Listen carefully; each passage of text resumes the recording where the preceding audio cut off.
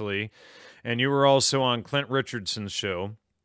And anyway, this is a hugely important topic. We're going to be discussing oil and petroleum and gasoline and peak oil and all of that good stuff. But this isn't going to be the typical information that most people have heard over the last 50 years or so regarding oil. And I should mention, just for disclosure, you are an oil man, and it's kind of funny you're actually in your basement because we were having signal troubles, so that's why you're there. But anyway, he's in the basement doing a show about oil. He just wanted to get closer to the subject matter.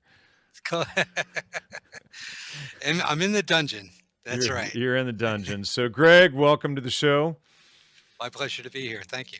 All right. So, Greg, why don't you start off by telling the audience a little bit about yourself and your background, your education, that sort of stuff, as well as your business.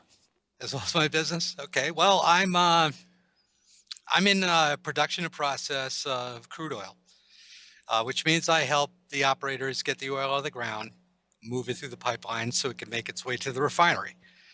And so I offer a number of different products and technologies with an emphasis on environmentally friendly solutions. And challenging times right now in the oil industry with the price. It's really hurting a lot of people and a lot of operators. But I got into this a little over 3 years ago, into this end of it.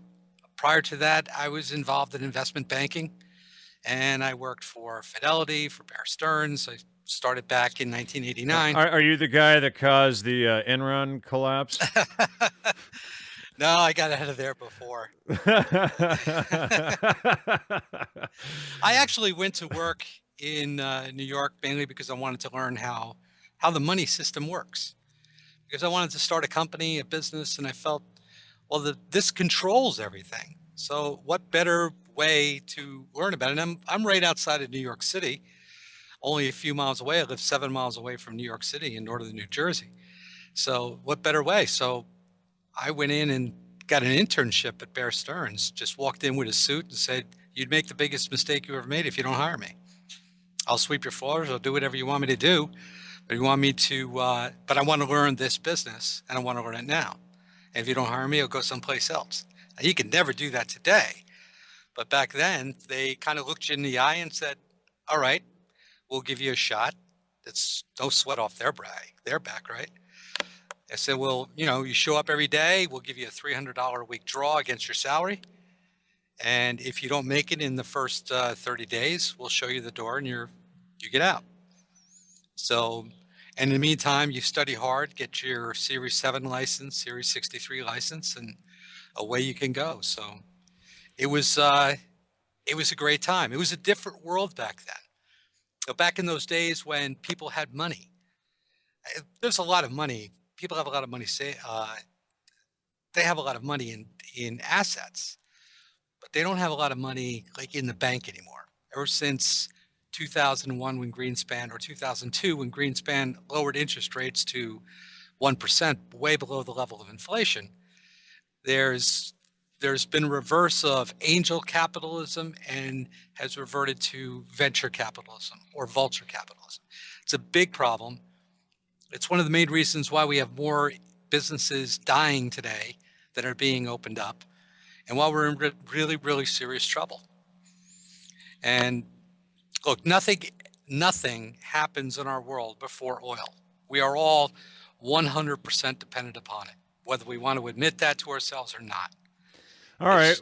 Well, let me ask you this. Since you said that, we might as well start off with a really simple question. What is oil? Oil is a process of, my personal belief, it is a process of vulcanization. You may call it like the lifeblood of this world we live on. It is produced deep inside, and none of us really know how. There are tons of theories, decaying biomass, dinosaurs. That's pretty much nonsense. just to let the cat out of the bag a little bit, it looks as though the whole fossil fuel idea has been entirely false all along. It has. It has. It's been disproven many times over just simply because of the depths that they go to find oil. Now, just before we started recording, a geoengineer, something or other, now I'm forgetting. Anyway, his name is Sean Phillips. He has written a paper on this, and he sent it to me before the show, and I just finished reading it, and it does confirm everything that you are saying. So I'm going to schedule a follow-up show with him as part of this series on this, and to go into more of the science, and the hardcore facts about how all of this works. But the evidence is apparently there, and there are so many contradictions in the official version of the story that we've all been sold. And yeah, it's an optimum word, sold.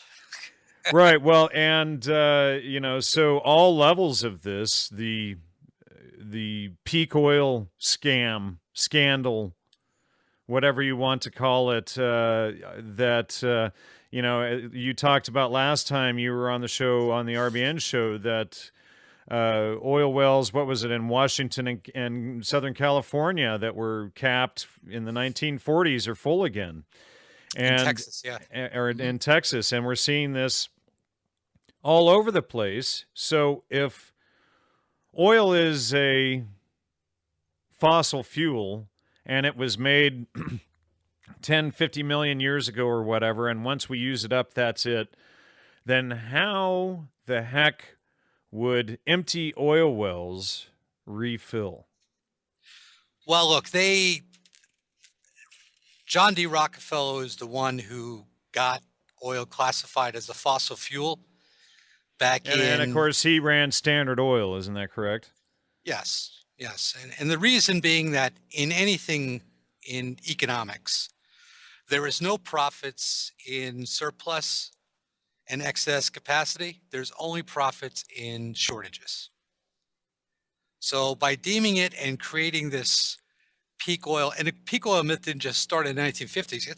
It's been over 150 years because by saying that the oil was going to run out, that allowed them to charge more.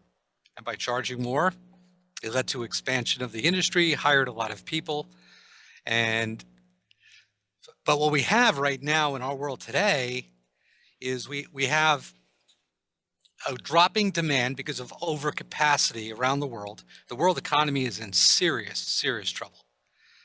And China has been supporting the world's demand, which has been supporting the price of oil, literally for the last 15 years. But now they are reached their peak potential. They're not building ghost cities anymore. I don't see how they could anymore. They've racked up almost $50 trillion in debt to do so. And all that's coming to an end, so the world needs far less oil than it did before. And there's an enormous amount of it sloshing around out there. There's over 100 million barrels of oil on ships floating around, just being used as floating storage vessels. So you think the days of the $4.50 gallon for gas in Southern California is over? I think for the foreseeable future, they're over until the next logical conclusion, in my opinion, is they have to get commerce unstuck, and nothing gets commerce unstuck better than a war. Great. All right. So, well, how I got into this was I came across a video by someone working with the Ayn Rand Institute, who I mentioned in the last show, but I couldn't remember his name. His name was Alex Epstein, and he's got a video, The Moral Case for Fossil Fuels.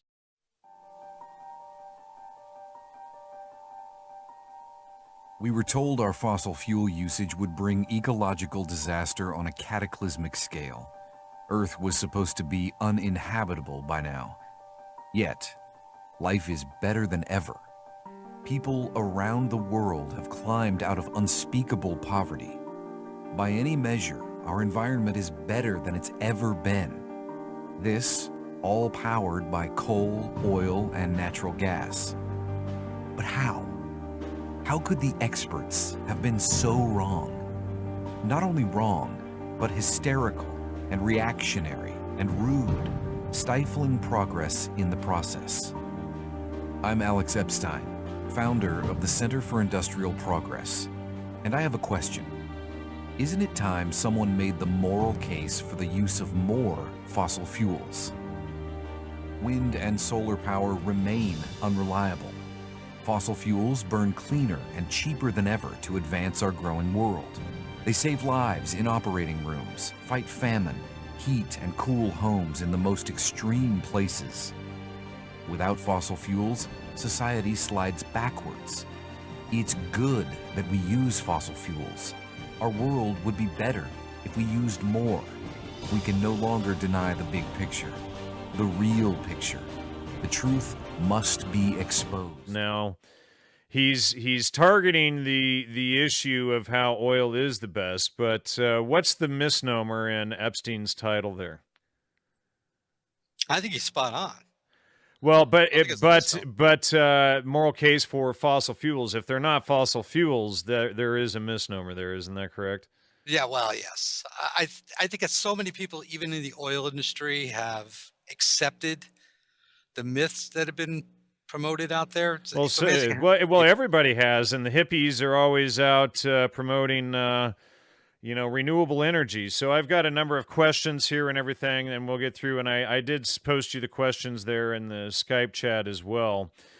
But so people who want to know more about this, and Sean, the guy that I mentioned a little bit ago that sent the paper, he is a geophysicist and co-author of the paper, and I will be posting his paper in the show notes to this episode, as well as to a hopefully upcoming paper with him, and it's, let's see, hydrocarbons in the context of a solid, quantified, growing, and radiating Earth.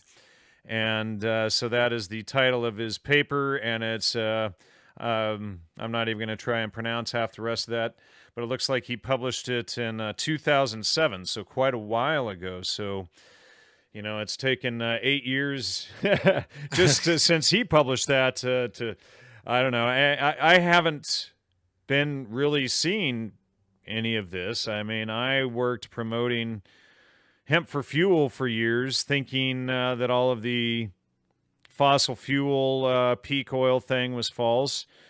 And true, and realizing that it's false, and it brings you to completely different conclusions than what we've all been told. And obviously, if it's not a fossil fuel and there is no peak oil, then and carbon is the basis of all life, then there's something else entirely going on here, which is a thriving of life versus a crushing of life, essentially. Would you agree with that? All right, go ahead. Absolutely. I was going to say that it's the burning of oil through vulcanization that we have all this green, abundant life around us.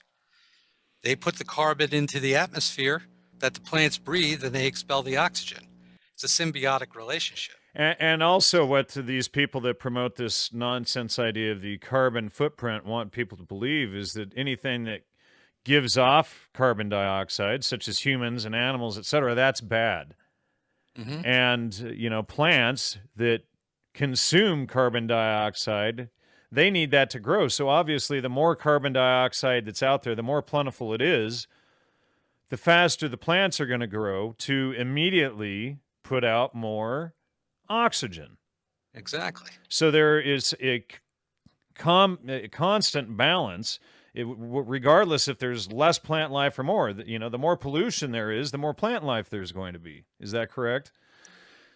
Depending upon the type of pollution, yes. Right. But and so hydrocarbon pollution, there'll be an abundant plant life. And we should be distinct that this is entirely separate from petrochemical pollution.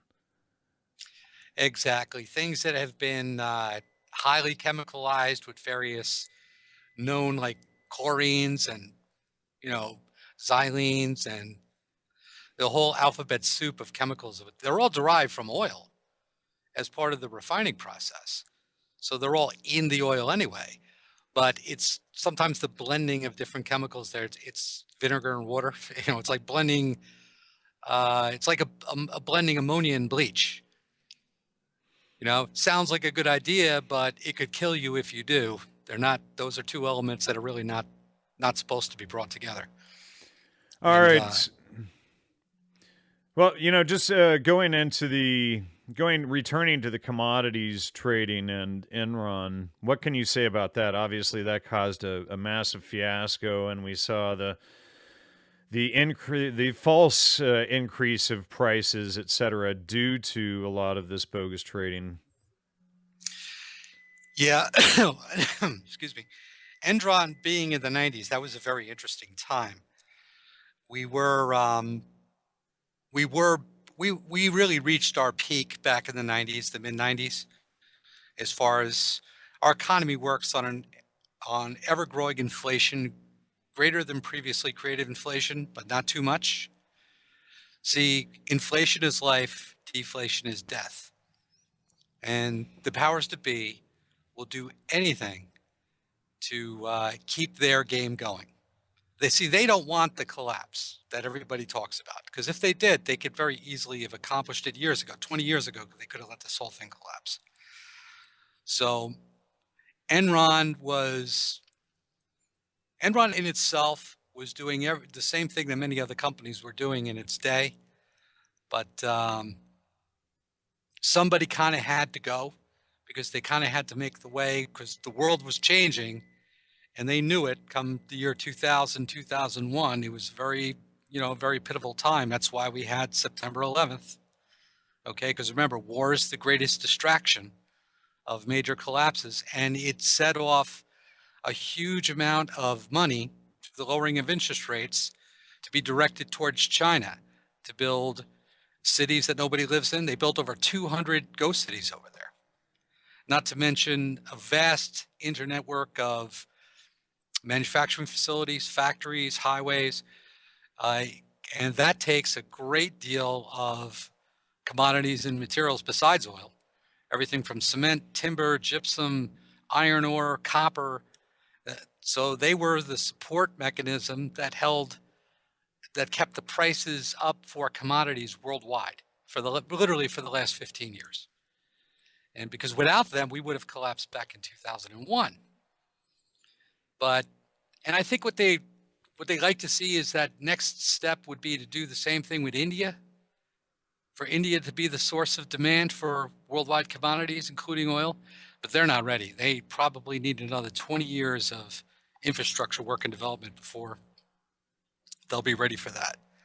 So the peak oil, getting back to that a little bit, the peak oil myth fed right into the scarcity of oil, which allowed a lot of money to be made. So obviously the long gas lines that I remember when I was 6 or 7 years old in the 70s, that was all a big farce, essentially. Well, that didn't have anything to do with oil shortage more than we were getting far less oil from Saudi Arabia because of the petrodollar, and they didn't really want to go along. They wanted to continue to be able to redeem US dollars for gold. When Nixon took us off the gold standard and we went to the petrodollar, they didn't like the idea too much, so they restricted exporting oil to the United States. And at that time, we didn't have, our domestic production had fallen to between 3 and 5 million barrels per day.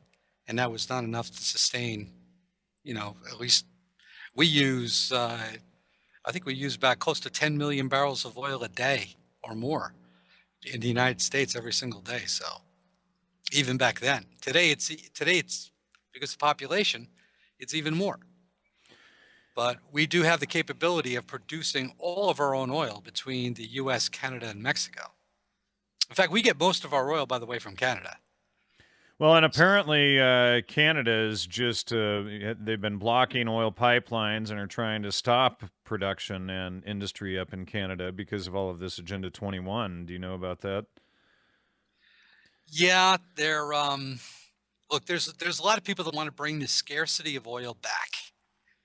And because they've known that, look, if China is off the table, we have to put a lot of operators out of business. So there's a lot of gaming going on with the price. And but I think so far what they've tried to do isn't working the way they really wanted it to. I think they would really like oil in 55 and above, maybe 55 to 65. That way the right people could still stay in business, but it would put frackers and unconventional companies that's really close to the border as whether they can even maintain their debt service at that price. What the $45 per barrel oil is doing, it's disrupting everybody right now. There are major projects being canceled in the North Sea, Gulf of Mexico, Canada, Russia, China is canceling projects. So this is Yeah, costing because a lot and there's already because there's already so much surplus. because there is, yeah. And Well, okay, and if all of that production continued right now, the price would continue to fall because obviously there would be increasing surplus. well, what we like to say in the business is you can't put 10 gallons of oil in a 5-gallon bucket. So you can keep pumping until the cows come home, but if you don't have the system to store that oil, it's just going to spill all over the ground. And right now we can produce more than what we can store, or we know that we're on a trajectory that within the next 6 to 8 months, we're going to have to shut down all of the wells because every storage tank in Cushing, Houston, New York, and all the other supporting tank farm systems and pipeline systems, there isn't going to be any place to store the oil. It's just we're not using enough. We still have a high demand for gasoline, but gasoline only represents about 40% of a barrel of oil. The rest of it are your kerosenes, your jet fuels, your heavy oils like diesel fuel and home heating oil. Then you have your asphalts and your petrochemicals. And with demand for virtually all of them flat or falling, we just can't produce oil only to produce gasoline. That doesn't make any sense. We're still left now with that. There's going to be so much waste created. Right now, they waste very little in a barrel of oil. So, all right, well, let's jump over to a different subject. Let's discuss oil as a natural, renewable resource, and that's something that people don't want to hear. But this is actually what's beginning to be exposed and what's subverting all of this propaganda about peak oil that we've heard about. And, there's been podcasts dedicated to this, like the Sea Realm podcast and this guy KMO, who's constantly put out peak oil, the end of production and everything. But what you're saying is quite the opposite. We're going to have such a surplus of oil. And the surplus of oil is actually causing production of oil to stop, and that's actually going to cause the big economic break. Which is why I said they have to get commerce unstuck, get the price up, and not just oil, get the demand for all of the commodities going again, moving forward. And nothing does that better than war. I don't think there's any other way out of their box. So that's why we had Paris. That's why we have all these things going on around us right now. Great. Well, I know. It's horrible, right. but so break down to people and explain to them how oil is a natural renewable resource and how everything that let's dive into how everything that we know is backward. Okay, oil is produced by our planet. Whatever this is, however it does it, everybody just throws out theories. Nobody really knows for sure how it's created. The heat, pressure, elements that are deep in the earth that come together, part of the vulcanization process. And this oil gets pushed up by pressures deep down in the earth towards the surface. It might take millions of years for that oil to reach the surface, but it will reach the surface nonetheless. It's just only a matter of time. As they say, it's not a matter of if, it's only a matter of when. And it was discovered in the United States by Spanish explorers when they were scouting the bayous around Louisiana. They had actually ran aground in Galveston, Texas. And this was in, I think, 1514. And when they came across the mouth of the Mississippi River, the water was all black because a fissure had opened up and all the oil had spilled up. The Indians used to gather oil coming up through fissures, mix it with grass and mud, and use it to waterproof their boats they used to make. And it was through that the Spanish realized they could repair the hull of their ship that had been damaged when it ran aground and sail back to Spain and brought all this oil with them. And the Chinese, because they had been trading with the Chinese, had learned to refine oil just by basically putting it through a still to extract kerosene so they can light lamps with it. And in Eurasia, like Azerbaijan and other places, there are natural,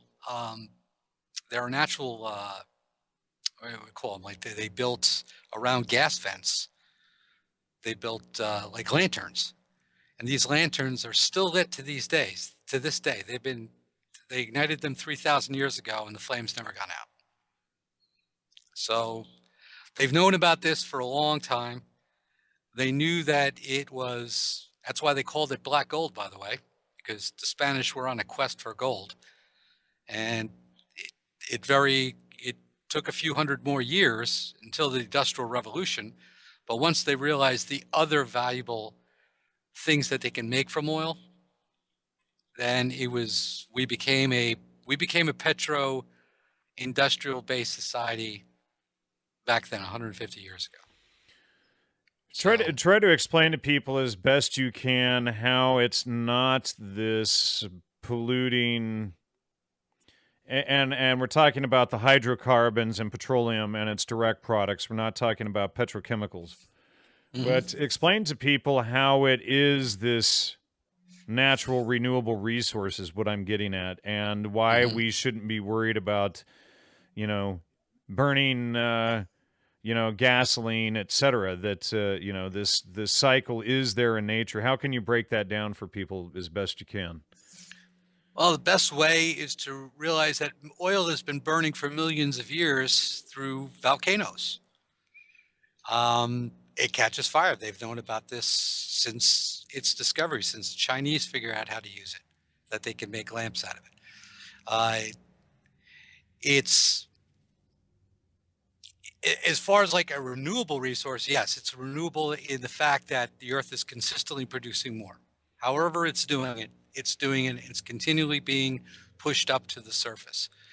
Our burning it isn't destroying anything, because the world will burn it or break it down. And essentially what would happen, what I'm gathering, is that if we weren't pulling it up out of the ground, it's going to explode upward anyway through volcanoes and through fissures, etc., regardless. So if we're burning it or not, those hydrocarbons do come up to the surface and do feed the environment, do provide the nutrients for all the plant and small animal life that then goes up the food chain. But it is essentially the core, the base, or it's the blood of the earth, essentially, that kicks off all carbon-based life, including ourselves. Is that exactly?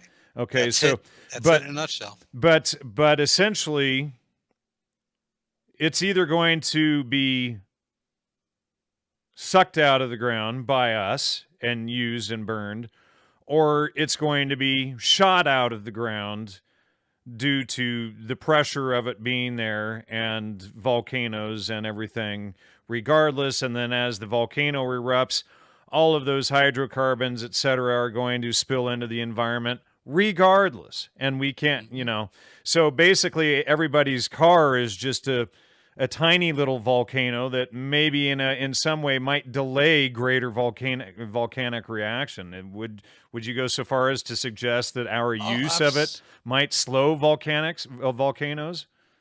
it could.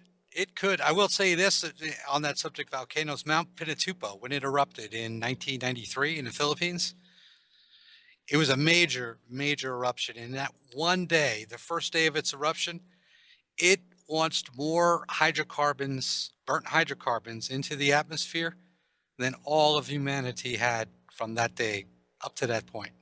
One day, one volcano. So All right. So our little cars, we can create smog, we can create all sorts of problems, we can create situations like China when they're burning vast amounts of coal and other things. It can be unsightly, yes.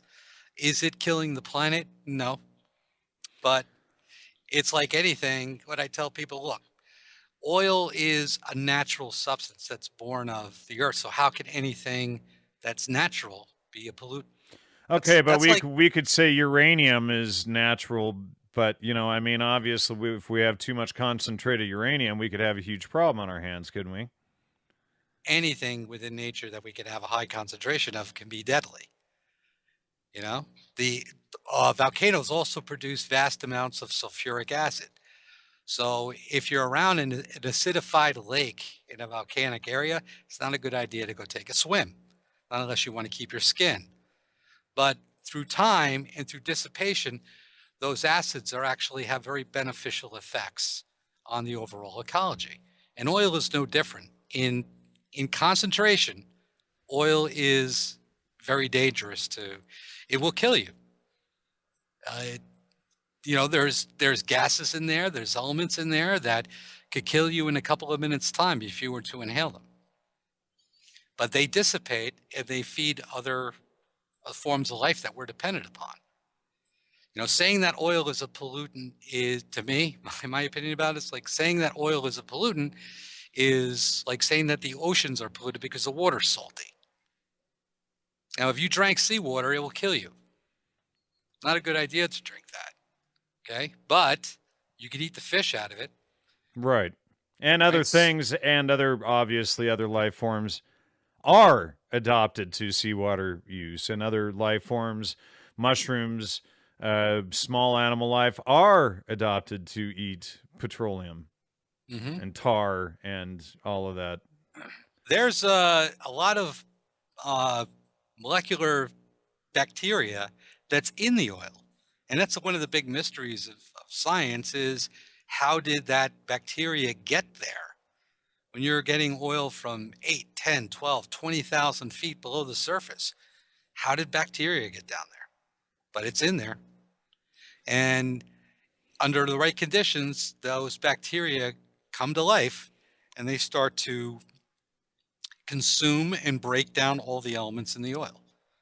And then as they poop, they produce a lot of the nutrients and elements that other higher life forms feed upon. And like we're saying, it moves up the food chain.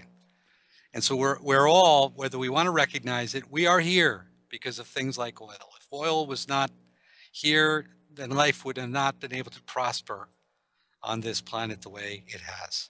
And when you think of, how intricately oil is tied into everything, it's pretty dumbfounding, to say the least, how it's the core of all life. And then when you factor in all of the propaganda and the people selling all the peak oil propaganda and the end of civilization and all of this stuff, like the Sea Realm podcast, etc., you see everything on a whole new level that is astounding, to say the very least. Mm-hmm. Yeah, it's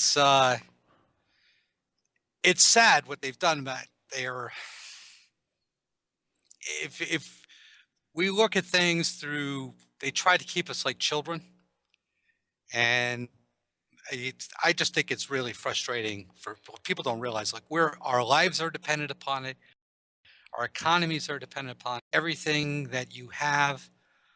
Um, you know, your homes, your not just your cars. It's not just gasoline. It's in all of your products. It made the clothes that you're wearing. Okay, it brought the clothes to the place where you bought the clothes. Your eyeglasses, your headphones, the plastics, the food in the refrigerator behind you. Okay, the paneling on your walls, everything is is there because of oil. There was no oil, there would be nothing. We would Some of still that be oil living back in there might be from the 1920s and good old hand saws, but I mean, we could go back. Excuse me. Even if we went back to, let's say, coal. Coal is still a derivative of oil. It was part of the process. right. So I'm not a geoengineer. I'm not a geoscientist, but and all these guys can know all this. I just go on what my eyes see and what makes common sense to me. Yeah. And I've You always want to felt, tip your camera down a little bit further there? Sorry about that. okay, that's all right. Sorry about that. I've always felt that if they lie to us about everything, we all know that. And so if they're telling us that we have peak oil, my first inclination is, I don't think so. I think there's probably more oil than they know what to do with. I think these last 15 years, when they decided to explore unconventional drilling, particularly hydraulic fracturing, that they knew that they could extract a vast amount of oil that's locked in shale formations, which is just rock in deep formations that lock the oil in or cap it so that it doesn't pool like in a normal formation or reservoir. Okay, you have to break the rock in order to release the oil. And they discovered the process in the 1940s, but it's a costly process. And as long as China was supporting that demand, like we discussed earlier, then it made sense because they knew that it would probably make sense to reroute Middle Eastern oil to Chinese demands. And if China was to be the production, the manufacturing and production center of the world, they were going to need a vast sum of oil in order to accomplish that. And we could satisfy all of our domestic needs with what we get from Canada, Mexico, and our own shale formations here. So I think the decision was made. There was some new innovations and technologies brought about, some developments with some of the frac fluids and some of the aggregates they use to space the rock open. And I don't want to get too technical in the process of how it all works, but there's been a lot of innovations that were made. And also they knew that by bringing in a high price environment, there's going to be a tremendous amount of innovation that's going to take place because everybody's going to want to try and profit from the boom. And you profit by the boom by innovating and developing technologies, bringing them to market when the price is high or when the demand is high. And if you can get the case studies and get a few things open, and you got to put up with a lot of nonsense, don't get me wrong, but your technologies can make you very, very rich. And so there's been a tremendous amount of innovations that have been developed over the last 15 years since the oil price started to consistently rise, particularly in the last 6 years. I have a personal friend of mine that's developed a fracking technology that he just, came up with the idea, has been core testing it, and his technique can increase the yield of a frac well by 40% and eliminate the need for aggregates and waters and probably most of the chemicals that are required in fracking today, and lower the cost to as little as $15 to $20 So it per lowers the pollution factor, brings it up cleaner, and increases production. Exactly. All right, so are oil spills beneficial? Are they dangerous, and how for each of those? Oil spills are dangerous for a short term. Yes. Like I said, in the immediate aftermath of an oil spill, there are going to be high concentrations of H2S gases, very, very flammable environments. If you inhale it, you could die. Wildlife will die. But as soon as the bacteria um, begins to do its job within a Consume it, couple, yeah. consume it within a couple, within a short time, probably with less than a year, the dangers of any type of gas inhalation dangers will subside. It will be unsightly probably for a number of years. And Could be 5 or people 10 years. and people can remember the Exxon Valdez, et cetera. So, Sure. and in our show on RBN, you discussed how the ocean floor pours out some 12 million gallons or barrels of oil a day. I've heard that some estimates in the Gulf of Mexico that there's well over 1 million barrels of oil being spilled every day just through natural fissures. But we're talking about depths of 3, 4, 5,000 feet, 6,000 feet. At those depths, the water pressure is so immense and it's so cold that oil never reaches the surface. As soon, because it's hot and it's reaching an environment where the temperature is anywhere between 35 and 38 degrees Fahrenheit. And it would oil obviously doesn't like be cold temperature very it would much. obviously be warming that temperature though some, wouldn't it? Well, it's not, these aren't volcanic vents, so immediately around, it's coming out hot, obviously. But once the cold air and the cold water and the pressure, it turns it sort of into sort of like a cottage cheese consistency, and it'll just settle to the bottom. And there, bacteria will go upon its settlement, will bury it, and it sort of recycles itself as it begins to get buried. As it heats up, it reconstitutes. These are processes that take probably millions of years, cycles to complete. But oil's been spilling out of the Gulf of Mexico long before mankind discovered it. All it's one right. of the reasons why they have such great shrimp down there. So this more recent spill that wiped out these shrimpers along the Louisiana coast, et cetera, in the next 5 to 10 years, we can expect them to have a major boom. Is that what you're saying? Very, very well could. In fact, it is coming back now. The only thing that concerns me about the BP oil spill, that the problem is, I think BP or the engineers, I think they were too aggressive in spraying Corexit on the water.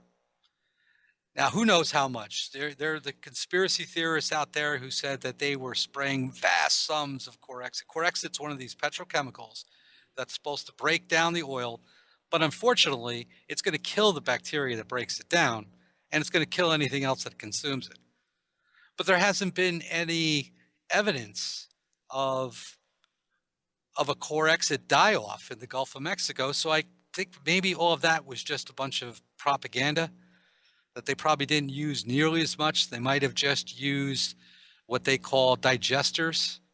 It's already the enzymes and bacteria, and they spray that on top of oil to accelerate the bacterial microbes doing their job. It speeds up the process quite a bit. And that stuff is environmentally safe. There's no problem with it. But I think, who knows?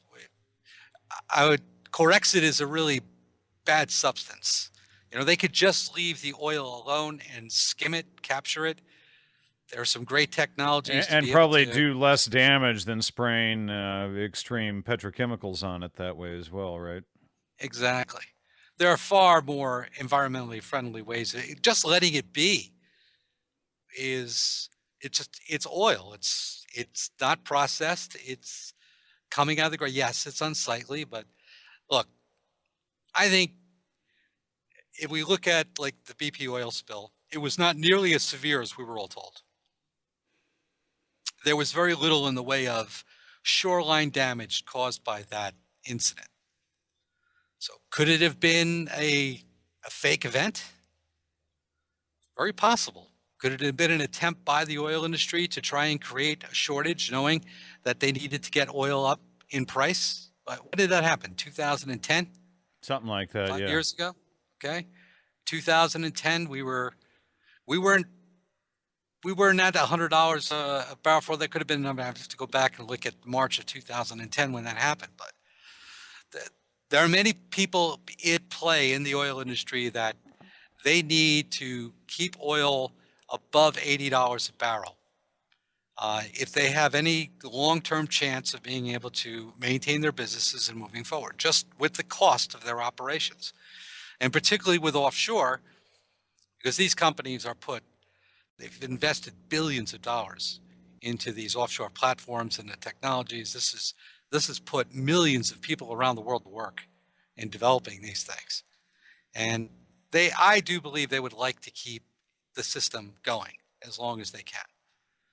But as I say now, I think we're seeing these things today, and even a lot of this debate today, because I mean, the oil industry is also very good at creating its own duality, trying to control both sides of the argument. Right, and we discussed that before, and I had read, in fact, I've got it up right here, a quote from my article, Spies in Academic Clothing, and this is from Stephen Hager, the former chief editor of High Times magazine, and he says, "But that's the way the spooks play their games. If there's going to be a social movement against whatever you're doing, it's best if you secretly create and orchestrate that movement against yourself right away so that it never does any unintended damage to your personal fortunes." I think that's been the mantra of the oil industry for the last 100 years. So they are basically creating all of these hippie movements against them with all of this false peak oil information, etc., to drive their profits. So the hippies and the protesters and the peak oil people, etc., they all play right into that. Correct. Everybody falls right into the line. You know, there was a great movie that was produced for HBO. It had Matt Damon in it, where he plays a landman. Landman is a person who goes around to people who own farms. It takes place in rural Pennsylvania, western Pennsylvania, and the fracking companies would send landmen out to offer people royalties for producing oil and gas on their land. And of course, this movie was about how bad the oil industry was. But the radical hippie guy character that was brought in to sort of juxtapose, the main character's role wasn't an organic, protester, Greenpeace kind of guy. He worked for the oil company that the Matt Damon character worked for, and that was exposed at the end. Like, do you think we wouldn't control What's the both name of sides that this? film? Do you remember? I can't remember, but if you Google Matt Damon, landman Matt Damon, I have the screen closed. I don't have my mouse here with my computer here in the basement. I could do it, but Promised Land? That's it, Promised Land. Okay. Mm-hmm. Again, this is just another one of these movies, but it's fascinating to watch because I was shocked when I saw it, to be honest with you, about at the end when they exposed this is exactly what this industry has been doing. They are almost practicing military intelligence, Right, in the way they operate today. And almost to the level that we've been exposing elsewhere at Gnostic Media for the last several years. exactly. And they probably take it on the same people that were consultants. No, for I US mean, government. because everybody essentially would be relaxed. I mean, it's like, okay, so the real renewable energy then is oil. And so as long as they keep the scarcity thing up and we're all on the end of the industrial age and everything's just about to collapse because there's no more oil while there are tankers everywhere floating that are full and can't put it anywhere, then it keeps their prices high and they can keep their illusion going. All right, In the Green River Basin of Colorado and Utah, there's over 3 trillion barrels of oil. 3 trillion. We don't have an oil shortage. And the other renewable energy is nuclear, which, by the way, isn't dangerous. It's why it's been demonized. Well, and we do have a couple of issues that happen with that, and we need to do a whole show just on that as well. And I was going to try to save some of the nuclear stuff till the end. So, apparently the main damage is, with oil spills, the immediate cost is immediate animal life, the animals that get drowned in the oil that humans can't physically get to bathe them in a solution to get the oil off. Mm-hmm. And the other one would be industry, etc., that's wiped out immediately, like the shrimp industry. But then, the animal life comes back in 5 or 10 years, and the shrimp industry comes back in 5 or 10 years. So essentially, right. So essentially, everybody should be, buying stock in shrimp fisheries right now. It might be a good time to do that, but all right. It's an easy. And you're not, and like, we discussed in the last show, you're not suggesting we be bad stewards of the earth and be careless, etc. You're for and you're protecting the environment. Absolutely. And I think you and I discussed before that you were against the use of petrochemicals that really are what make the mess out of the oil industry. Mm-hmm.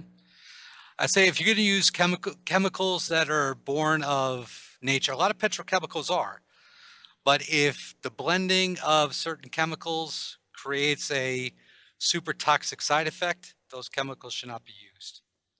There are natural alternatives for almost everything. For instance, we talk about the cleaning of birds, which you had mentioned with oil spills. Right. A lot of that is just oil. It's soaps that are made from polymers and orange peels. So real simple. It breaks the oil apart. It keeps it from sticking, and it cleans everything up. That stuff cleans up oil spills too, and it's entirely non-toxic. So those again are and everything smells good.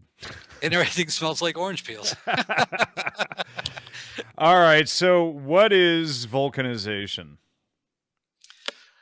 Vulcanization is, and just try to explain it the best you can. Like I said, I'm going to have Sean on to provide a lot more of the geophysics part of this stuff, but just as best you can on these parts.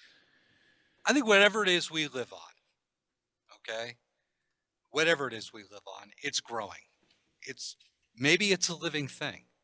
And part of that growth is the pressure, expansion, contraction, and the heat that's created. There's that massive heat produces various liquids that come together under the right circumstances that are pushed up to the surface. Many of those chambers are created by the lava flows themselves, and they make their way to the surface. And your friend's probably the better person to talk to in a geoscience way about it, but I do know they're natural. Nobody could say that, well, because of mankind's activity here, that we're causing volcanic eruptions. That would be, I think, a bit silly, right, for them to say. Though I'm sure they would like to. I'm sure it's been suggested to me. So can we blame volcanoes on mankind? Like, I don't think we can push that far. Now, what is abiotic oil? Abiotic oil is the oil that is formed deep in the earth. It's the juxtaposed theory, which fossil fuels have been, that theory has been pretty well disproved. But the abiotic oil is just what we've been talking about. That's just the name that's given to everything that we're discussing right now is abiotic, bio meaning life. So it's not created from old life matter, essentially. It's not... it's not dinosaurs. So, and somebody, just to follow up on this, somebody asked this question: if oil is made from decomposed dinosaurs and plastic is made from oil, are plastic dinosaurs made from real dinosaurs? I have heard that. Somebody asked that one time before. That is very funny. Very So, or does this question use a number of false presumptions? And obviously, it does use a number of false presumptions, because if this is a product of vulcanization, which it appears to be, which it appears that is just part of the Earth itself and not part of, oh well, there were only so many dinosaurs that lived, so we're going to run out of fuel in the next 6 weeks here. Then it changes all of the presumptions that we base such questions on, even if they're funny. But apparently, no, a plastic dinosaur is not made from a decomposed old dinosaur. It's actually made, but that's not to say that dinosaurs didn't get stuck in the tar.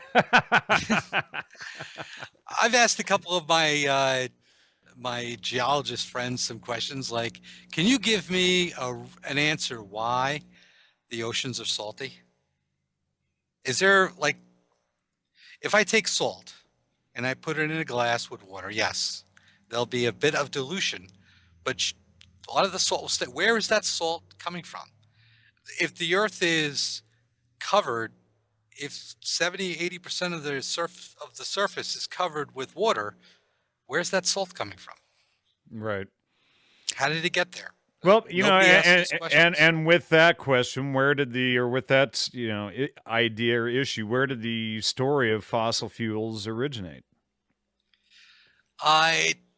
Again, that was John D. Rockefeller, and there was a conference in Geneva, Switzerland in I think it was 1892, and he had lobbied for, this was a scientific conference, and they were to discuss how they were going to classify oil.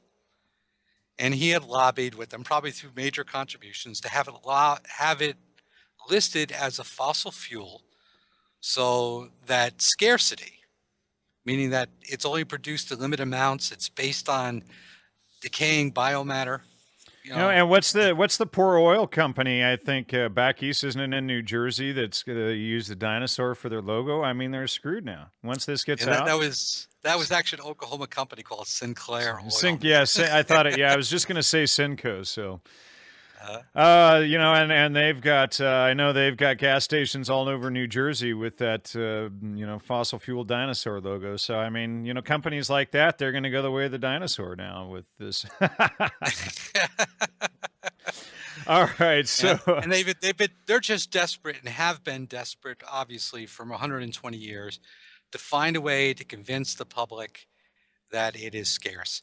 And even today, where we say, well, there's no oil here. It's in the Northeast. Oh, there's no oil for a couple hundred miles. Pennsylvania, there's oil, but in parts of New Jersey where I'm at, there's none. No, there's oil here too. You just got to go a little deeper to find it. You gotta dig under all those oil tanks in Newark. Yeah. Probably would have to go down 25–30,000 feet to hit oil here. Oh yeah, I was thinking more like 20 or 30 feet underneath. I'm just making a joke though, but parts of Newark are pretty dirty. I was told by a geologist friend of mine up in Canada that there is a formation that is 300 miles wide and over 1,200 miles long, that runs from almost Alaska all the way down into Montana.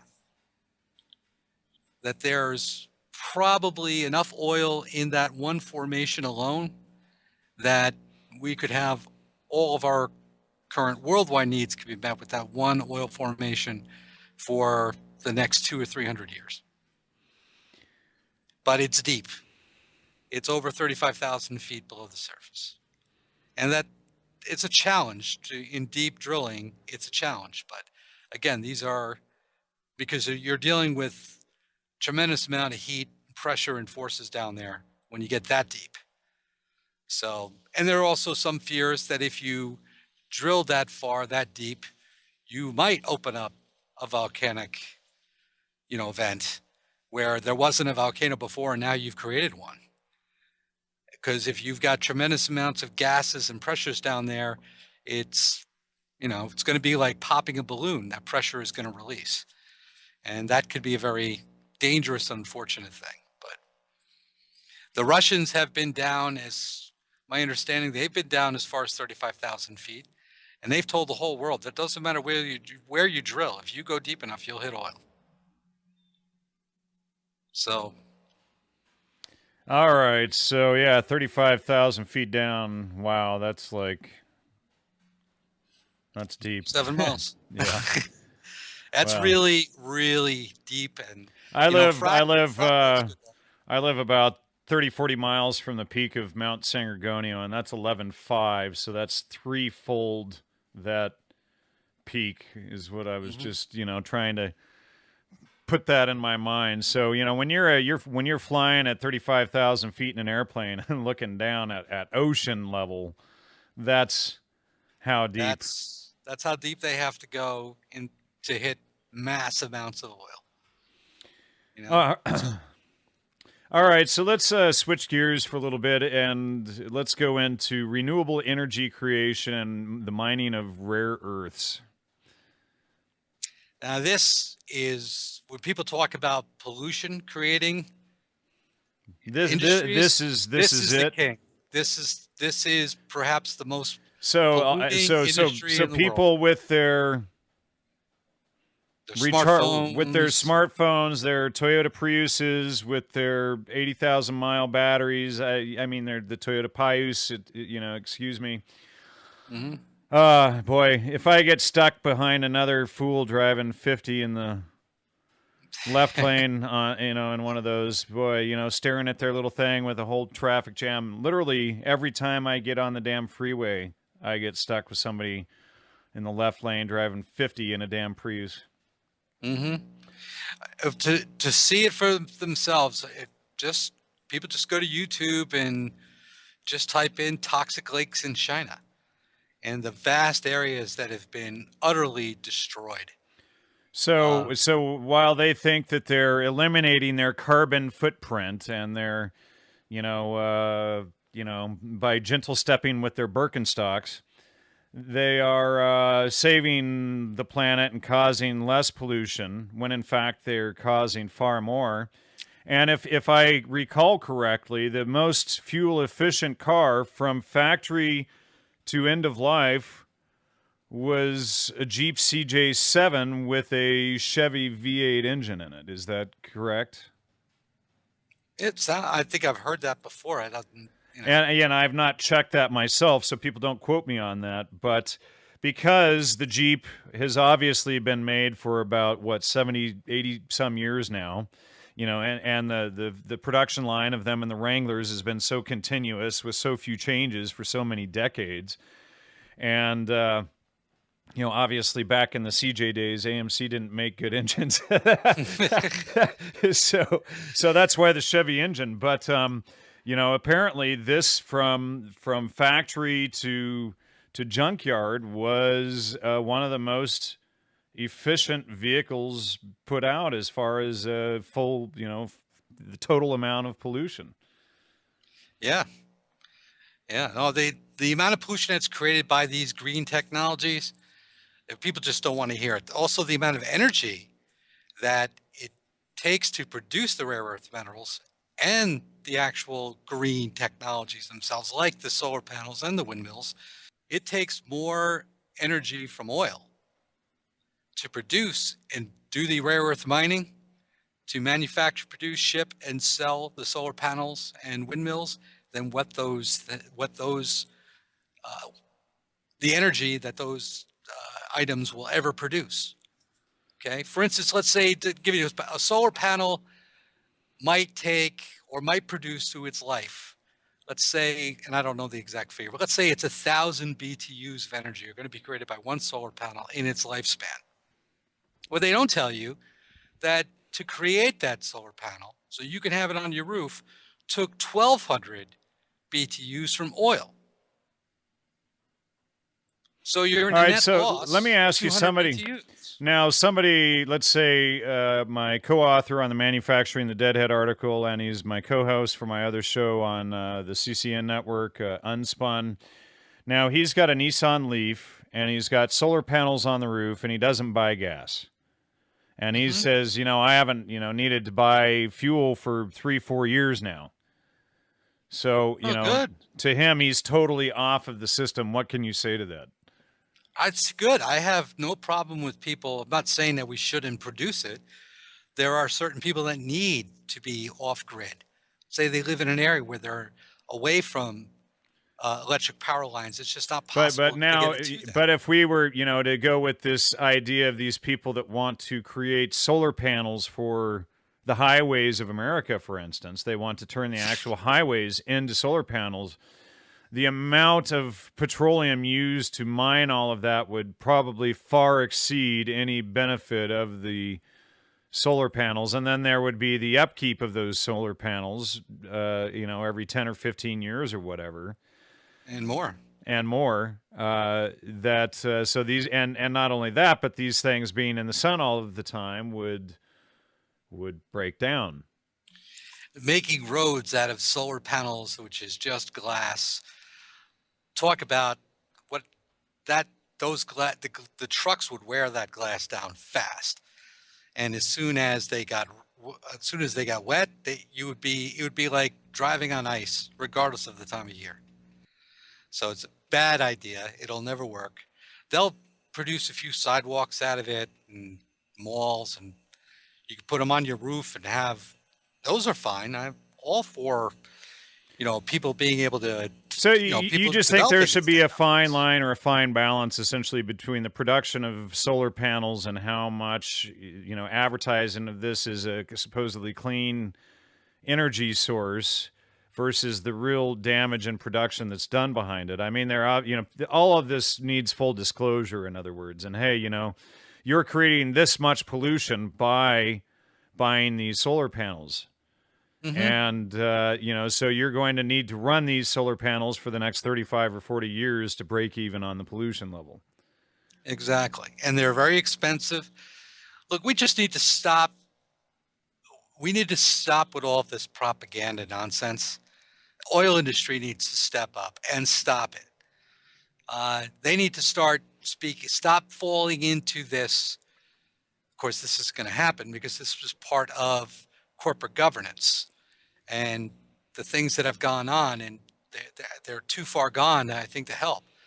But somebody's got to stand up and say, look, this oil is a natural substance. Yes, it will build you solar panels. It can build you windmills. But let's not kid ourselves. We're using more oil to create those things than the energy those items produce. And they should only be built for the specific areas where they would be needed. But to try to provide or meet the energy needs of our society with these harebrained ideas is nothing more than this is all make-work projects. Gotcha. Okay, that's all it is. They're just trying to keep everybody, new industry. and to give the hippies work that they can feel proud about, essentially, while they're being misled. Exactly. All right. They would just be honest. Sure. And we discussed biofuels before. So, and you said you agree with hemp and biofuels to an extent. What about corn and soy, et cetera, and all these GMO crops out there? Well, I think that I think this GMO stuff is, who knows if we're getting the truth on that from the anti-GMO crowd. Yeah, how much of that is them paying for their own damage control as well? But exactly, like, is it harmful at Element? I mean, Alex Jones saying that they're blending jellyfish with tomatoes. If that's true, probably a bad thing. But if it's just the blending of two different varieties of tomatoes and coming up with a new hybrid species, how is that harmful? How is that dangerous? Well, sure. I mean, obviously, when a man and woman come together, they create a new hybrid of human being every time, and Exactly. All right. So I don't know if that's necessarily the bad thing. Making fuel out of a food source, to me, that's the height of idiocracy. Why would you do that? There's no need for that. Really, we can make it out of hemp. Industrial hemp. Why we're not growing it again?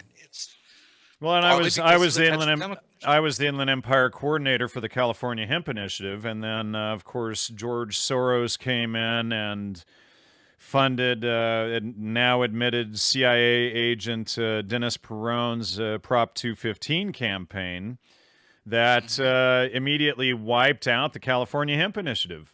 And I remember Jack Herer being furious about all of this, and he told me exactly what was going to go down and how it was going to go down. And 20 some years later, I look, is what, 96 that the hemp initiative, the Prop 215, so 19 years since that passed.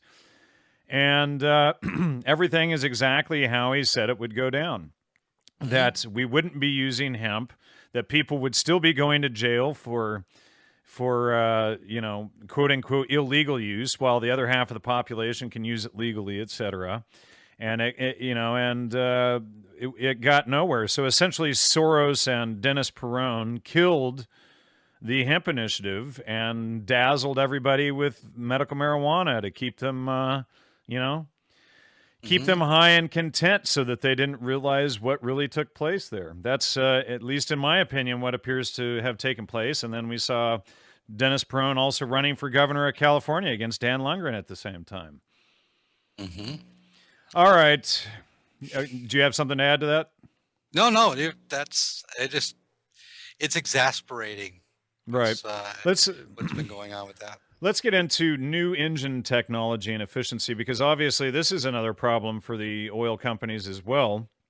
And as I mentioned in our interview on RBN, I've had a number of Jeeps. I live in the mountains, and it's either pretty much everybody drives a Jeep or a Subaru. Those are your primary choices.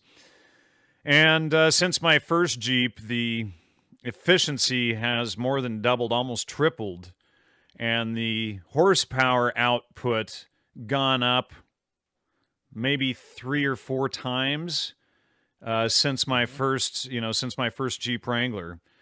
And just in the last 10 years, they've moved away from a 196 horsepower 4-liter engine to a 3.6 300 horsepower engine that gets like 5 or 6 miles a gallon more than the 4-liter did. And so you're getting far more horsepower, far more efficiency, far nicer ride. Now, a lot of these 4-bangers are putting out the horsepower that the V8s were, 10 or 20 years ago. So where does that leave where does all of this new technology, is this a good thing or a bad thing? Where do we balance the technology versus the stifling of oil and of human life? Well, I think that if we see oil stay low for longer, and it could stay low for years to come if we don't have a war, then we're going to see the introduction of bigger cars, so that we can get consuming the gasoline. So we're gonna see all of these monster trucks that we saw in the late 2000s that everybody ragged on, that completely disappeared, and they were traded in for Toyota Priuses. We're gonna see the return of those, essentially, right? Yes. And then that big 3-axle Dodge truck that they never rolled out in the 90s, they're probably going to finally roll that sucker out, etc. Might as well get people buying as much as they can. Motor homes, everything else. Interesting. All right. So, and then, of course, all of that stuff is going to have other pollution. But, what about, and then you have all the synthetic fibers that go into carpets and into upholstery and into all of this stuff. So isn't that where the real problem repeatedly comes in with the pollution, is the petrochemicals and this sort of stuff? Yeah, those are problems too, particularly with in the event of fires. They give off very poisonous gases, stuff. So yeah, there are problems with that. I would agree with you. All right. The environmental religion to stop producing. What do you have to say about that? The Agenda 21, communist, communitarian, environmentalist agenda. I'm totally opposed. What can you tell us about it, though, other than just that? Obviously they're creating a new earth religion and selling the idea of how petroleum is bad and how carbon is bad when it's actually the foundation of all life. But, and they've, just like all the Satanists always do in the Kabbalists, they flip everything upside down. But You know, what can you tell us? Anything that you can tell us about the inside machinations of that? Other than what we've already mentioned before, is that I think a lot of the machinations that you're discussing are being brought up. The green religions are being capitalized and financed by the oil, many of them by the oil industry itself. And I think Soros is behind a lot of, it appears to be behind a lot of the funding of these earth religions as well. Sure.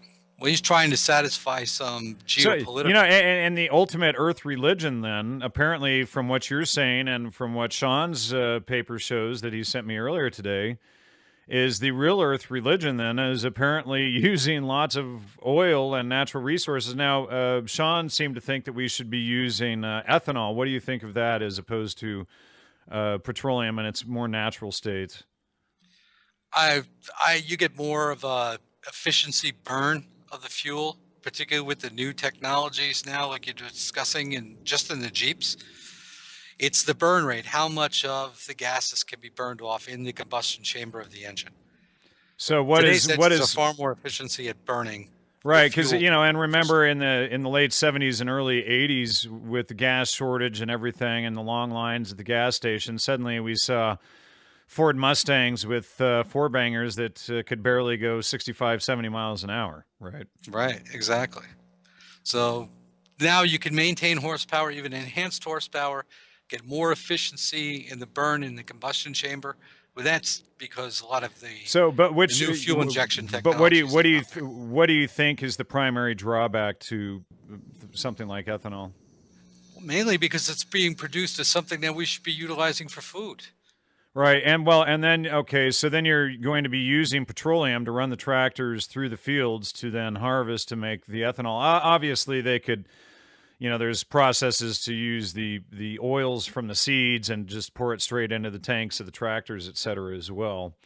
Mm-hmm. But you know, I guess that goes back to your question of how much of the GMO thing is propaganda and them controlling their own. How much of it is really bad that we know of when we're told, in one hand, it's bad? There probably is some fairly bad things about it. Is it as harmful or destructive as we've been told? Well, and when we have to be careful that just because the petroleum industry has been using this tack to control their own damage against themselves, their own, you know, against their own fortunes. We can't necessarily say that Monsanto, for instance, is necessarily doing the same thing. So we do need to also be careful and keep it on a point-by-point basis. Well, I would say that the same people that have brought this, let's call this industrial or military industrial complex propaganda to the oil industry have also brought it to every other major industry, including big agri, which would. So this is what the Madison Avenue, you know, people are probably, you know, creating on the weekends, you know, these reverse advertising campaigns against, you know, for their own clients. Sure. I think they've been doing this for a long time, particularly with the creation of the CIA, the Central Intelligence Agency, after World War II, the Korean War through the 1950s with Cuba. And you see all the misdirection. And these guys were hired by big business to come in and consult to see if they could help them, so they can strategize for, you know, competing on a global basis. Right. You know, what we should have said at the beginning of the show is that you're actually sitting on an oil rig and, you know, with all of the stuff in the background. That would. It does kind of look like it's just some old shells with old stuff. I know. I'm just. All right. So what are emissions and how can they be controlled? Well, emissions are the burning of fuel in either a combustion chamber or in a furnace, and it's the byproduct of the burnt gases themselves. There's always ash, elements of debris, and there's also the creation of other gases in the burning process, such as CO2. As well as other compounds that get released into the air. Now, CO2, that's a big pollutant that the trees breathe, and then they give off oxygen, which is another pollutant. Is that correct? That humans and animals breathe. I mean, that's that's what these Agenda 21 UN people, et cetera, want us all to believe, is that CO2 is a pollutant, and then therefore, we're a pollutant because we give off CO2, and then, additional plants would obviously be an additional pollutant because they would give off oxygen that would then promote more living organisms. Mm-hmm. Well, listen, I could tell you that one of the big myths that we have been told about is the world population. Right. Well, and until I go around and personally verify the population in every city and state and country, I don't believe it. I know their agenda. They've been lying to us about world population numbers. They have been falling. And we probably hit our peak population in the mid-90s. From the time of the cavemen all the way until today, humanity continues to exist because each generation of people has produced another generation to replace itself. Scientists have figured out how many people need to be born each generation to replace the generation before. That number is 1 person per person. All things being equal, this creates perfect demographic balance. Since women are the only ones who can have children, replacing every person on Earth means each woman needs to have 2 children, one to replace her, and the other to replace the man, who cannot have children. The total fertility rate is the average number of children each woman in a society is having. This number shows us if a society is growing or shrinking. In developed countries, the replacement rate birth rate is 2.1 children per woman. This will keep the population stable, but even that is assuming that every woman has children, and that there are no wars, famines, or disease. In the real world, disasters happen all the time, and sadly not all children reach adulthood, especially in poor countries. This pushes their replacement rate up to 3.3 children per woman. Since not every woman wants to have children, in order to keep the population stable, some women need to have more than 2.1 children to balance the birth rate with the women who are only having 1, or no children at all. Maintaining this balance is of the utmost importance. If society does not at least replace itself every generation, human numbers begin to fall exponentially. Economic and social problems appear, as elderly people retiring begin to outnumber young people entering the workplace. This is already happening all over the developed world. Many of the world's nations are only barely replacing themselves, while a growing majority have birth rates below replacement, some as low as 1.8 or even 1.2 babies per woman. Many societies are facing a very real danger: extinction.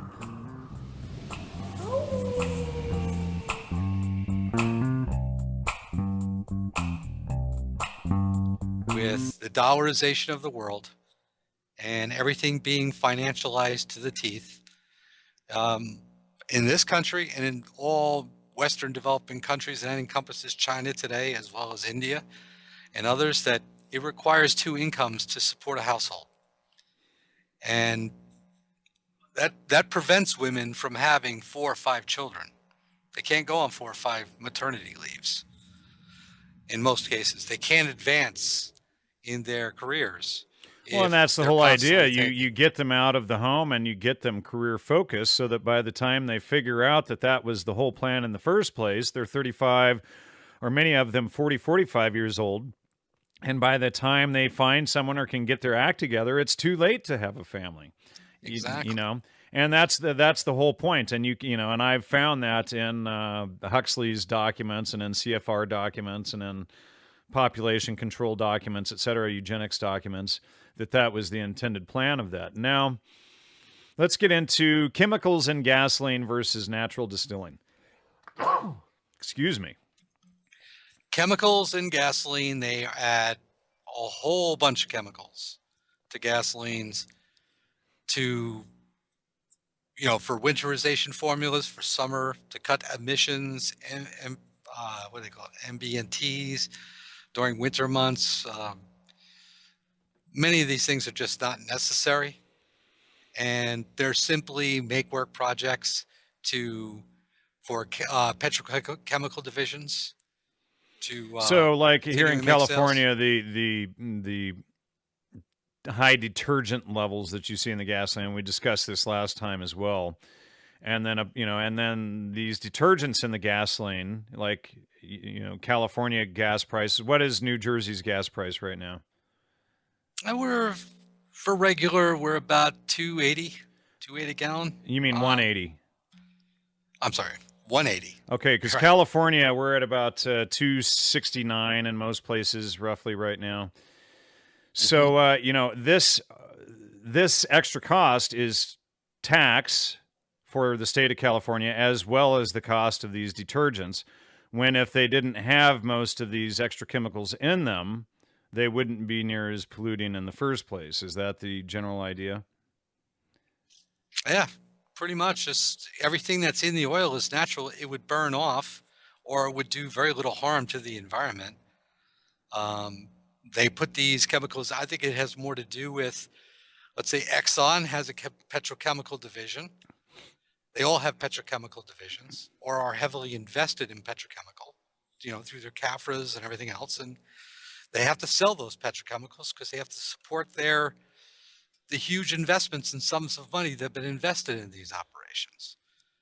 So if if you got to produce a chemical that you're going to add to gasoline, it does it have, if it has positive effects on performance in the burning of the fuel, yeah. But you see, I'm not that far down the line when it comes to the oil industry. I just get the oil to the refinery. Everything to read there, and you could say I get it secondhand.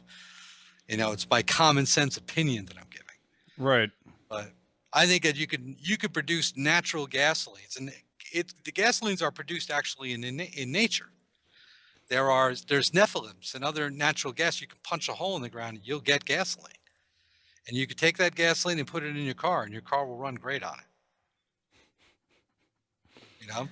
All right. What about liquid natural gas? Liquid natural gas it's great. It's it's very, very low emissions. There's a tremendous amount of it that we can extract. It's really what it is. It's methane gases that are produced, deep inside the earth. So what you're saying is that cows farting isn't the sole source of methane gas?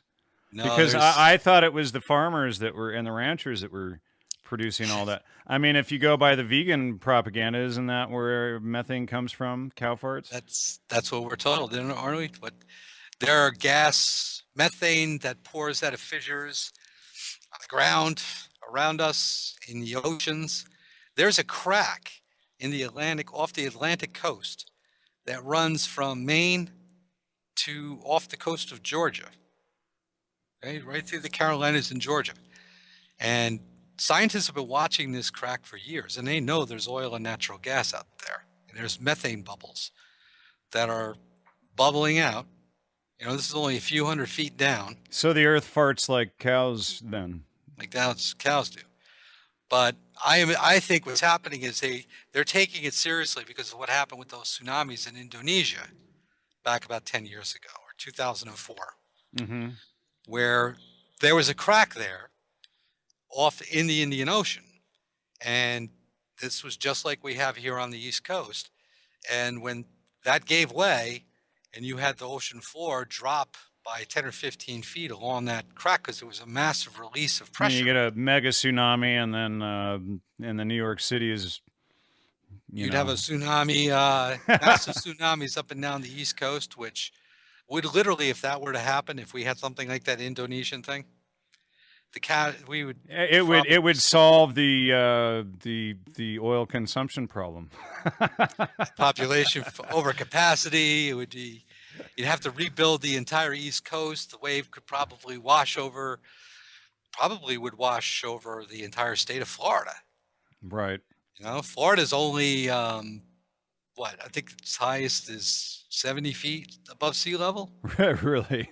So yeah, I'm at 4,800 feet right now. I'm in a place called Rim of the World. So. Oh wow, you're up there. Well, and the peak on this particular mountain ridge is 11.5. That's Mount San Gorgonio. So, oh, all right. So, fracking, a good or a bad thing?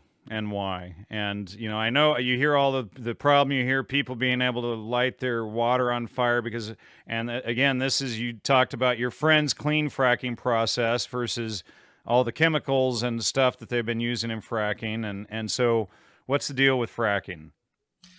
Fracking is not nearly as bad as we've been told. Are there problems with it? Yes. Could it get better? Absolutely. Absolutely. There's always, Is and it getting better? improvements were being made and are continuing to be made, improving in efficiencies, and the chemicals are used for in the fracking process to prop open the rocks. They use even in conventional drilling, which has never been a problem around the world, some of the chemicals they use pretty much standard, but they're toxic and they could cause a lot of problems. And again, I think the oil industry has created their own demonizing propaganda machines, and maybe to scare people. Well, you know, Scare people and also to acquire mineral rights and drilling rights for what better way to go into a depressed area, let's say like rural Pennsylvania, Ohio, and West Virginia, where property values have always been low, okay?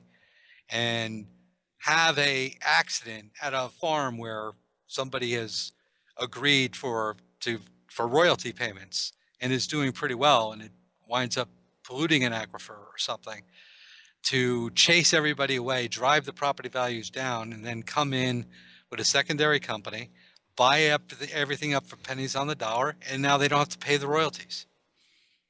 I don't. This is business. This is the way things have been done. This is this military intelligence model right, that all of these big companies are operating under, right. and they're not being good stewards. And that's what we have to change. We've got to get this sickness, which is a mental disease more than anything, out of our heads. It's if somebody owns the land, look, there are many, many, many people that their lives greatly improved because of fracking. I'm talking about people that allowed the drillers to come onto their land. These were people that were very depressed, who making very little, who were even in risk of losing everything because the economies in the communities they live in are depressed. The oil companies came in and brought a tremendous amount of prosperity, improved all of the schools, the roads, the bridges, and that never would have happened without the fracking. And people were able to, buy new homes and send their kids to college, and we're living a decent life. And I personally, I don't think there's anything wrong with that. So the issue isn't fracking. The issue is the chemicals in the fracking and the process, the specific process. And obviously, again, that can be changed with minimal to no chemicals by your friend's new process, increasing production. Mm-hmm. And then, so obviously these people would get higher royalties. Right. Now let me address the methane in the water. Okay. These guys drill down thousands of feet below water reservoirs. Okay. Now, if you have they always start vertical, where they go straight down, and then they horizontal 90 degrees, and they go out sometimes as far as 12,000 feet on the horizontal leg. And they claim that because they go through aquifers, that gases or methane will leak through the casings. And in some cases, with contractors trying to cut corners and not using the proper concrete, what they call their slope, their tensile strength, that would be subject to cracking, you could have situations where methane could leak into an aquifer. But other than that, it's highly unlikely that the methane that is in some of these wells actually came from the fracking. And again, this goes back to this whole military intelligence model that they're doing. So apparently, I have read that many people in rural Pennsylvania, where they've had problems with methane in their water, have had that problem for well over 30 years, long before the frackers came into town. So the methane is obviously leaking up into aquifers from fissures, which are just natural. And if that happens, horrible, But you know, fracking did not bring that problem about. Many people out there had that problem long before frackers showed up. Got it. All right. Matt asks, why are fossil fuels worth so much more to the powers that be than, say, just switching over to cleaner energy technologies and controlling the world's access to them instead?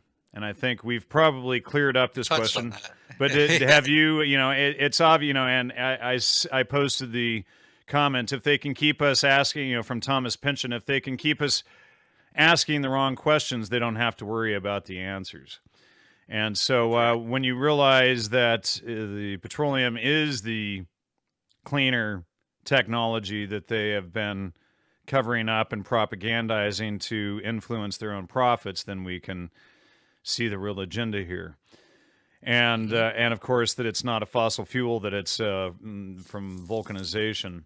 All right, so do you know anything about thorium? Thorium. Now you're getting into nuclear. All right. So I don't know too much about it other than it's they make claims that thorium reactors are far cleaner and safer than uranium or plutonium reactors. If that's true, I'm all for it. I think that nuclear should be what we should have gone to 50 years ago, but which were the small portable nuclear reactors, not like the big one at San Clemente or at Long Island or something. I'm only talking about what they call small modular reactors, SMRs. Okay. What they power nuclear submarines and aircraft carriers. And so because you should make that distinction too, because when people think of nuclear reactors, they think of a San Clemente or a Long Island, et cetera, a nuclear reactor, or Chernobyl or Fukushima, et cetera. Sure. And so we're way beyond that technology now, but that information is suppressed as well. Is that correct? Well, those reactors were built to support the grid. All of these energy systems were built on a grid basis, and trillions of dollars has been invested in it, moving electricity from one part of a country to another. Right, which then it would be unnecessary if everybody had a portable nuclear module in their region, essentially. Exactly. One SMR can power over 20,000 homes. They're completely transportable, so they could be moved by truck or ship. I mean, these reactors are in submarines and aircraft carriers now. And so obviously these things are closed living quarters. People are underwater, et cetera, with these things, and we don't hear of nuclear. I suppose maybe there have been nuclear accidents on submarines, but you don't hear of it very often. No, and I've talked to a few people that I know a couple of people that worked on reactors and nuclear submarines and aircraft carriers, and they worked with them for 20 years and never had any problems. They're very safe, they're very efficient, but they knew this back when they first developed for the Navy, for the Polaris submarine. They realized that they can make them smaller, that this technology wouldn't support the grid. It would actually eliminate the need for the grid. And now you know why nuclear was demonized. They didn't want to completely eliminate it. See, they never did. They just scaled back its production and construction because they only wanted it to supplement, coal burning electric power plants. They were also doing resource recovery plants where garbage incinerators in an attempt to try and and I used to have a friend who was a power plant operator, and I've toured a lot of these plants. The big trash burner plant in Long Beach. There's a plant in Fontana, California, that runs off of jet engines burning natural gas. Mm-hmm. Yeah, natural gas plants now, and all in an effort really to support and keep the current grid going. But Interesting. This was not really ever, the grid idea in itself made sense prior to nuclear energy coming along, but the development of the SMR would have made the grid impractical and trillions would have been those days, hundreds of billions would have been lost. Although, but it lost to in certain sections, but created in others, just not the direction that they wanted the control of power and wealth to go. Well, in those days, it was far more about, there was far more loyalty to preserving jobs here. For sure. We didn't have China producing everything. Right, We were now absolutely. sourcing our labor.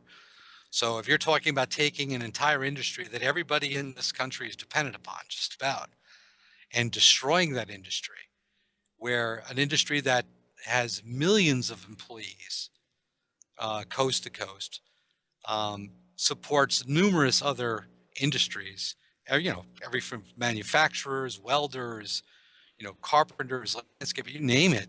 The electricity hires them all, electric power generating. And to bring in small modular reactors, you would literally be displacing all of those people. And so the decision was made that though this is a good idea, we can't have it. But you also can't let that decision be made organically. Right. Well, and at the same time, though, the power, the amount of electricity available is going down, and the price is continually going up. And it seems like it would be a good time to finally implement these things. Well, that's where we were talking before. It's when we first started, when I said that profits are only generated through scarcity, okay, not through surpluses. Right. We got surpluses, prices fall, but in scarcity, prices always rise. Well, but right now the public flourishes and people travel and do a lot more things when gas is, at $2 a gallon versus at $4.50 or $4.40 like it was here in California. Mm-hmm. So, all right. And here's another question from a listener. Darren asks, could oil be some sort of lubricant for the Earth's tectonic plates? I believe so, absolutely. Now, you'd have to believe in the tectonic plate theory in order for that. And again, that's all just theories. But yeah, it could be something the Earth produces as a lubricating factor. Tectonic shifting is all part of the vulcanization process. This thing could be it's alive, right? What we call alive. It's constantly moving. It's in motion. It never ceases. It doesn't stop. And it needs oil to do that. It needs to produce oil in order to make that possible. And then Sean, the geophysicist, says that the depolymerized and oxidized carbon dioxide, which is released by pyrolysis, heating of kerogen, the abiotic source rock for coal, oil, and gas, is the basis for the majority of the carbon-based life on Earth. I concur with them 1,000%. And I think that's a good point to wrap it up. Okay.